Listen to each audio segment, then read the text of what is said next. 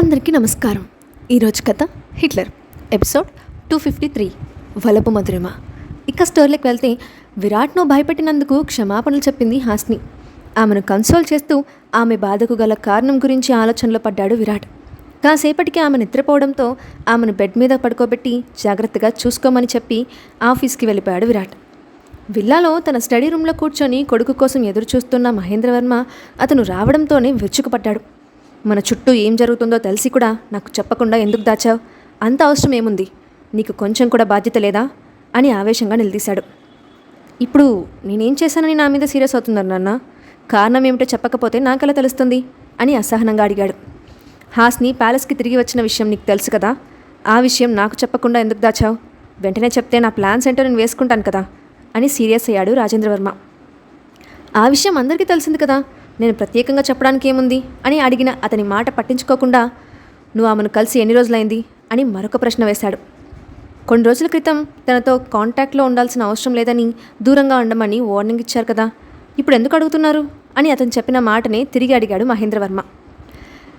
ఇప్పటికీ అదే చెప్తాను, నువ్వు ఎంతగా ఇష్టపడినా తనని కోడలుగా నేను ఎప్పటికీ యాక్సెప్ట్ చేయను. కానీ తనకు దూరంగా ఉండమని చెప్పలేదు కదా, మన అవసరానికి ఆమెను వాడుకోవడంలో తప్పేముంది అని కొడుకుని ప్రశ్నించాడు. నిజానికి రుద్రమనేని ఎంపైర్ మీద ఆధిపత్యం చలాయించడం అతని చిరకాల వాంఛ. అందుకోసం అతను చాలా ప్రయత్నాలు చేశాడు. కానీ కంపెనీలో అవకతవకలు చేస్తే తనకే నష్టం వాటిల్తుంది కాబట్టి చాలా జాగ్రత్తగా ఉన్నాడు. ఎంపైర్ మీద సర్వ హక్కులు సాధించడానికి విరాట్ అడ్డుగా ఉన్నాడని భావించి అతని అడ్డు తప్పించడానికి ఇప్పటి వరకు ఎన్నో అటాక్ ప్లాన్స్ చేశాడు. కానీ ఒక్కటి కూడా ఫలితాన్ని ఇవ్వలేదు. దాంతో రోజు రోజుకు అతనిలో పంతం మరింత పెరగడంతో మరిన్ని అడ్డదారులు తొక్కడానికి సిద్ధపడ్డాడు. అయితే హాస్ని విషయంలో తన స్వార్థాన్ని బయటపెడుతున్న తండ్రిని ఒక్క నిమిషం తీక్షణంగా చూసి ఆ విషయం గురించి తర్వాత మాట్లాడుకుందాం, ముందు మీ గురించి విరాట్ చేస్తున్న ఇన్వెస్టిగేషన్ గురించి ఎలా తప్పించుకుంటారో ఆలోచించండి అని విసుగ్గా అన్నాడు. నా గురించి ఇన్వెస్టిగేషన్ చేయడానికి ఏముంది? నేను కంపెనీలో ఎలాంటి తప్పుడు పనులు చేయలేదుగా. నేను హ్యాండిల్ చేసే ప్రతి ప్రాజెక్ట్ విషయంలో చాలా జాగ్రత్తగా ఉంటాను. ఇక నన్ను ఎంచడానికి ఏముంది అని ఒప్పుకుంటాను. విరాట్ను చంపడానికి ఎన్నోసార్లు ప్రయత్నించాను, కానీ దానికి ఎలాంటి ఆధారాలు లేవు కదా, ఇంకెందుకు భయపడాలి అని ఎదురు ప్రశ్నించాడు రాజేంద్రవర్మ. అతను ఇన్వెస్టిగేట్ చేసేది కంపెనీ గురించి కాదు, మీరు ప్లాన్ చేసి చేయించిన యాక్సిడెంట్ గురించి అని కూల్గా చెప్పాడు మహేంద్రవర్మ. దాంతో ఒక్కసారిగా ఉలిక్కిపడిన రాజేంద్రవర్మ ఆ విషయం గురించి ఎందుకు ఎంక్వైరీ చేస్తున్నాడు? అతనికి అనుమానం ఏమైనా వచ్చిందా అని కంగారుగా అడిగాడు. ఏమో, ఆ విషయం నాకేం తెలుసు. కానీ విరాట్ తెలుసుకోవడానికి సిద్ధపడితే నిజం బయటికి రప్పించడం కోసం ఎంత దూరమైనా వెళ్తాడు. నాకు తెలిసి ఇప్పటికే మీ మీద అనుమానం వచ్చి ఉంటుంది, కాస్త జాగ్రత్తగా ఉండండి అని తండ్రికి చెప్పాడు. నేను దొరకడం అంత సులభం కాదు. అతనికి దొరికింది కేవలం డెడ్ బాడీస్ మాత్రమే. వాటి వల్ల అతనికి ఎలాంటి క్లూ లభించదు. కాబట్టి నేను టెన్షన్ పడాల్సిన అవసరం లేదు. నువ్వు నీ తండ్రిని మరీ తక్కువ అంచనా వేస్తున్నావు. కాస్త నా సామర్థ్యం మీద నమ్మకం ఉంచు అని కోపంగా అన్నాడు రాజేంద్రవర్మ.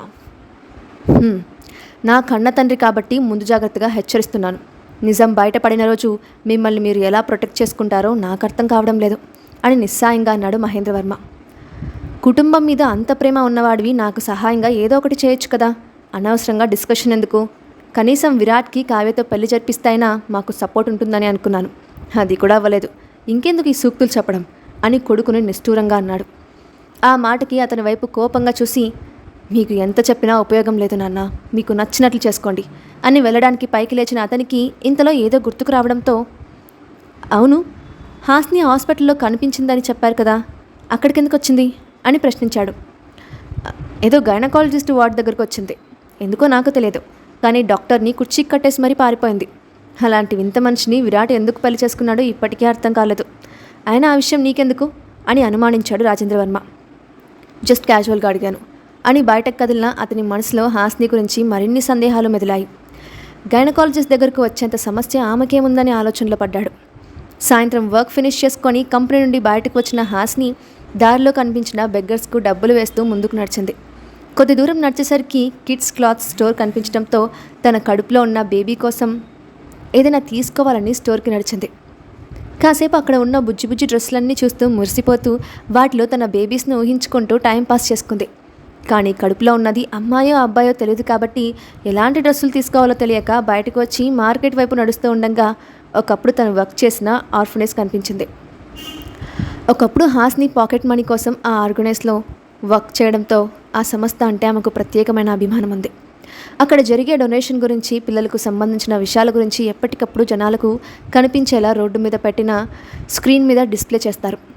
అలాగే ఆ రోజు కూడా ఒక అబ్బాయి క్యాన్సర్తో బాధపడుతున్నాడని, దాతలు ఎవరైనా ముందుకు వచ్చి అతనికి సహాయం అందించాలని కోరుతూ మెసేజ్ డిస్ప్లే చేశారు. ఆ మెసేజ్ చూసిన హాస్ని చిన్న వయసులో క్యాన్సర్తో పోరాడుతున్నాడని, ఆ అబ్బాయికి తన వంతుగా ఏదైనా సహాయం చేయాలని అనుకుంది. కానీ ఆ సమయంలో ఆమె దగ్గర తన డెబిట్ కార్డు లేకపోవడంతో కీర్తికి కాల్ చేసి ఆమెను ఆర్ఫనేజ్ దగ్గరికి రమ్మని చెప్పి తను కార్డు తీసుకురావడం కోసం ప్యాలెస్కి వెళ్ళింది. అక్కడికి చేరుకోవడంతోనే నేరుగా గదిలోకి వెళ్ళి కబోర్డ్లో ఉన్న తన డెబిట్ కార్డు తీసుకొని కిందకి వచ్చి సరితకు విషయం చెప్పి బయటకు కదిలింది హాస్ని. కాసేపటికి అక్కడికి చేరుకున్న హాస్ని తన కోసం ఎదురు చూస్తున్న కీర్తితో కలిసి ఆర్ఫనేజ్ లోపలికి వెళ్ళింది. అక్కడ క్యాన్సర్తో పోరాడుతున్న అబ్బాయికి సహాయం చేయడం కోసం వచ్చానని చెప్పి ఆర్ఫనేజ్ రన్ చేస్తున్న వ్యక్తికి 50,000 చెక్కు రాసి ఇచ్చింది హాస్ని. ఆ డబ్బు చూసిన వ్యక్తి సంతోషపడుతూ, మీలాంటి మంచి వాళ్ళు ఉండబట్టే చాలామంది పిల్లలు సేవ్ అవుతున్నారు మేడం. ఈ డబ్బులు ఖచ్చితంగా అతని ఆరోగ్యానికి ఉపయోగిస్తాను అని హార్ట్ఫుల్గా చెప్పాడు. ఆ మాటకు అతనికి థ్యాంక్స్ చెప్పి ఆ అబ్బాయిని ఎలాగైనా బ్రతికించమని రిక్వెస్ట్ చేసి కాసేపు ఆ అబ్బాయితో గడిపి భారమైన హృదయంతో కీర్తితో కలిసి బయటకు నడిచింది హాస్ని. ఇంతలో అక్కడికి వచ్చిన మహేంద్రవర్మ ఆమెను చూసి, మీరిద్దరూ ఇక్కడేం చేస్తున్నారు అని ఆశ్చర్యంగా అడిగాడు. మేము ఒకప్పుడు ఈ ఆర్ఫనేజ్లో వర్క్ చేశాం. ఒక అబ్బాయి క్యాన్సర్తో పోరాడుతున్నాడని తెలిసి ట్రీట్మెంట్కి సహాయం చేద్దామని వచ్చాం అని బదులిచ్చింది హాస్ని. వాట్? ఎంత అమౌంట్ సహాయం చేశారు అని ప్రశ్నార్థకంగా అడిగిన అతన్ని వింతగా చూస్తూ 50,000 అని నెమ్మదిగా చెప్పింది హాస్ని. ఓ షట్, మీరు సహాయం చేయడం మంచిదే, కానీ చేసే ముందు అది ప్రాపర్గా యూజ్ అవుతుందో లేదో కూడా తెలుసుకోవాలి కదా. ఆ ఆర్ఫనేజ్ రుద్రమనేని ఎంపైర్ అండర్లో రన్ అవుతోంది. ఇక్కడ పిల్లలకు కావాల్సిన ఎడ్యుకేషన్ నుండి ప్రతి ఒక్క నీడ్ కంపెనీ తరఫున అందిస్తాము. ఇక్కడ పిల్లలకు ట్రీట్మెంట్ అయ్యే ఖర్చులో ఒక్క పైసా కూడా బయట నుండి తీసుకోము. అసలు క్యాన్సర్తో ఫైట్ చేస్తున్న అబ్బాయికి కావాల్సింది డబ్బు కాదు, బోన్ మ్యారో. దానికి దాతలు ఎవరైనా దొరుకుతారేమో అని ఎదురు చూస్తూ ఉన్నాము. డబ్బుతో నయం అవుతుందంటే ఇంతవరకు ఆగడం ఎందుకు? ఈ పాటికి ఎప్పుడో ఆ పని చేసేవాళ్ళం కదా. అయినా ఇక్కడ వర్క్ చేస్తానంటున్నావు కదా, ఇది రన్ చేస్తున్న సంస్థ గురించి నీకు తెలియదా అని ప్రశ్నించాడు మహేంద్రవర్మ. ఆ విషయం నాకు ఇప్పటి వరకు తెలియదు. పోనీలే, ఇలాంటి పిల్లలకు సహాయం చేయడంలో తప్పేం లేదు. అయినా మన డబ్బు ఒక మంచి పని కోసం ఉపయోగపడుతుందంటే ఆనందమే కదా. సరే, ఇప్పటికే చాలా ఆలస్యమైంది, నేను బయలుదేరుతున్నాను అని అతనికి చెప్పి కీర్తితో కలిసి బయటకు నడిచింది హాస్ని. ఇంతలో ఆమెను ఆపి కలిసి చాలా రోజులైందని కనీసం కాఫీ అయినా తాగి వెళ్దామని ఆమెను రిక్వెస్ట్ చేశాడు మహేంద్ర. అతను అంతగా బ్రతిమలాడుతూ ఉంటే తిరస్కరించలేక కీర్తి తోడుగా ఉందన్న ధైర్యంతో అతనితో కలిసి కాఫీ షాప్కి వెళ్ళింది హాస్ని. ముగ్గురు ఒక టేబుల్ దగ్గర కూర్చొని కాఫీ ఆర్డర్ ఇచ్చి క్యాజువల్గా టాపిక్స్ మాట్లాడుతున్నారు. ఇంతలో తన పక్కన ఎవరో నిలబడినట్లు అనిపించడంతో తల తిప్పి చూసిన హాస్నికి తనని తీక్షణంగా చూస్తున్న విరాట్ కనిపించాడు. అతన్ని చూడటంతోనే షాక్ అయిన హాస్ని ఒక్క ఉదుటిన పైకి లేచి అతని వైపు భయంగా చూస్తూ నిలబడింది. రోజు ఈ టైంకి ప్యాలెస్లో ఉండదానివి ఇక్కడేం చేస్తున్నావు అని సీరియస్గా అడిగిన అతనికి తను వచ్చిన పర్పస్ గురించి చెప్పింది హాస్ని. ఒక మంచి పని చేసే ముందు నాకు చెప్పాలని నీకు అనిపించలేదా? తెలిస్తే నేను కూడా వచ్చేవాడిని కదా. అయినా మన కంపెనీ రన్ చేసే ఆర్ఫనేజ్లో మీ తండ్రి కంపెనీ డబ్బులు డొనేట్ చేశావా అని నవ్వుతూ అడిగాడు విరాట్. అప్పటి వరకు మహేంద్రతో మాట్లాడడం చూసి ఎలా రియాక్ట్ అవుతాడా అని భయపడ్డ హాస్ని అతను నార్మల్గా మాట్లాడటంతో రిలీఫ్గా ఫీల్ అయింది. ఇంతలో వాళ్ళు ఆర్డర్ ఇచ్చిన కాఫీ రావడంతో అతనితో కలిసి షేర్ చేసుకొని కీర్తికి చెప్పి విరాట్తో కలిసి ప్యాలెస్కి బయలుదేరింది హాస్ని. అయితే విరాట్ వచ్చిన దగ్గర నుండి అతన్ని చూడటం తప్ప మరొక దాని మీద దృష్టి పెట్టని మహేంద్రవర్మ ఇద్దరి మధ్య ఉన్న సఖ్యత చూసి ఆలోచనలో పడ్డాడు. కాసేపటికి విరాట్తో కలిసి ప్యాలెస్కి చేరుకున్న హాస్ని నేరుగా తన గదిలోకి వెళ్ళి అలసటగా అనిపించడంతో నిద్రలోకి జారుకుంది. స్టడీ రూమ్లో పని ముగించుకొని గదిలోకి వచ్చిన విరాట్ ఫ్రెష్ అప్ అవ్వకుండా నిద్రపోయిన ఆమెను లేపి వాష్రూమ్లోకి నడిపించాడు. అతను మరొక గదిలోకి ఫ్రెష్ అప్ అయ్యి వచ్చేసరికి హాస్ని బయటికి రావడంతో ఆమెను తీసుకొని డైనింగ్ హాల్కి వచ్చాడు. ఇద్దరు పక్కన పక్కన కూర్చొని నిశ్శబ్దంగా డిన్నర్ ముగించుకున్న తర్వాత కాసేపు చల్లగాలిలో వాకింగ్ చేద్దామని బయట గార్డెన్లోకి వచ్చారు. కాస్త ముందుకు వచ్చేసరికి హాస్ని ఇష్టంగా కట్టుకున్న ఉయ్యాల కనిపించడంతో అందులో కూర్చొని నిదానంగా ఊగుతూ అతనితో గతంలో జరిగిన చిలిపి సంగతులు చెప్పింది. ఆమె గత జ్ఞాపకాలు చెప్పిన ప్రతిసారి అందులో ఉంది తనేనా అని ఆశ్చర్యపోయాడు విరాట్. ఈసారి కూడా అదే పని చేశాడు. ఆ ఆహ్లాదకరమైన వాతావరణంలో ముద్దుగా ఉన్న హాస్ని మొహం చూసిన అతనిలో కలవరం కలిగింది.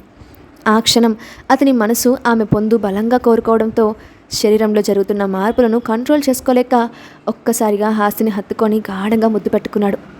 సమయం గడిచే కొద్దీ అతని ఒంట్లో కోరికతో పాటు ముద్దులో తీవ్రత కూడా అమాంతం పెరిగిపోవడంతో చిగురుటాకులా వణుకుతున్న ఆమె తనువును సున్నితంగా తడుముతూ తనలోని కోరికను తెలియజేశాడు. అతని ఉద్దేశం అర్థమైన హాస్ని తన వాస్తవ పరిస్థితి గుర్తుకు వచ్చి భయపడుతూ ఇష్టం లేదన్నట్లు తలూపుతూ అతని కళ్ళల్లోకి చూసింది. ఆమె ముఖాన్ని తన 2 చేతులతో పట్టుకొని కళ్ళలోకి కళ్ళు పెట్టి చూసి, నీ దగ్గరికి వచ్చిన ప్రతిసారి ఎందుకు అన్టచబుల్ చేస్తున్నావు బేబీ? ఇన్ని రోజులు నా బిహేవియర్కి కోపం వచ్చిందా? నా మీద నీ ప్రేమ చచ్చిపోయిందా?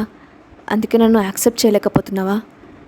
కనీసం తాళి కట్టిన భర్తగా కూడా నాకు విలువ లేదా అని బాధగా అడిగాడు. అలాంటిదేం లేదు విరాట్ గారు. మన మధ్య ఎలాంటి పరిస్థితులు వచ్చినా మీ మీద నాకున్న ప్రేమ ఎప్పటికీ తగ్గదు. నీకు దూరంగా ఉండటానికి ఒక బలమైన కారణం ఉంది. కానీ ప్రస్తుత పరిస్థితుల్లో ఆ విషయం నేను బయట పెట్టలేను. దయచేసి నా బాధను అర్థం చేసుకోండి అని లాలనగా అంది హాస్ని. నా మీద అంత ఇష్టం ఉన్నప్పుడు దగ్గర అవ్వడానికి నీకు వచ్చిన సమస్య ఏంటి? ఇప్పుడు ఈ క్షణం ఫిజికలీ అండ్ మెంటల్లీ నువ్వు నాకు కావాలి. Don't reject me baby, I can't take it అని కోరిక నిండిన కళ్ళతో ఆమె అంగీకారం కోసం చూశాడు విరాట్. నిజానికి తన మీద హక్కు చూపించాల్సిన వ్యక్తి తన పర్మిషన్ అడుగుతూ తనని కన్విన్స్ చేయడానికి ప్రయత్నిస్తూ ఉంటే తట్టుకోలేకపోయింది హాస్ని. ఇక ఒక్క క్షణం కూడా అతనికి దూరంగా ఉండలేక తనకు తానే ధైర్యం చెప్పుకొని గుండెల్లో అతని మీద ఉన్న ప్రేమను అంతా కళ్ళల్లో నింపుకొని అతని వైపు అంగీకారంగా చూసింది. ఆ చూపును అర్థం చేసుకున్న విరాట్ ప్రేమగా ఆమెను తన చేతుల్లోకి ఎత్తుకొని గదిలోకి తీసుకెళ్లాడు. చాలా రోజుల తర్వాత దొరికిన ఏకాంతం అతనిలో నిద్రపోతున్న కోరికను తట్టి లేపడంతో వెచ్చటి నిట్టూర్పులతో ఆమెను అల్లుకొని తనువంతా ముద్దులతో అభిషేకం చేశాడు. ఆమె కూడా ఏమాత్రం తగ్గకుండా అతనికి ప్రేమను పంచడంలో పోటీ పడుతూ అతన్ని తన బిగి కౌగిల్లో బంధించింది. అతనిలో కోరికలు కట్టలు తెంచుకున్న వేళ ఆమెలో బలంగా ప్రవేశించాడు. కానీ అతని బలం ముందు ఆమె నిలబడలేక కాసేపటికి నీరసించిపోయింది. అతనిలో కోరికల ఉధృతి వేగవంతం అవ్వటంతో ఆమెకు భరించలేనంత కడుపు నొప్పి వచ్చింది. దాంతో తట్టుకోలేక అతని వెనక్కి నెట్టేసి పొట్ట పట్టుకొని మెలికలు తిరుగుతూ స్పృహ కోల్పోయింది హాస్ని. ఇప్పుడు హాస్ని కడుపులో ఉన్న బిడ్డ పరిస్థితి ఏంటి? ఇప్పటికైనా విరాట్కి అసలు నిజం తెలుస్తుందా? ఆమె ప్రెగ్నెంట్ అని తెలిసిన క్షణం అతని రియాక్షన్ ఎలా ఉంటుంది? అతనికి హాస్ని ఏమని సమాధానం చెప్తుంది? నెక్స్ట్ పార్ట్లో చూద్దాం. Thanks for watching.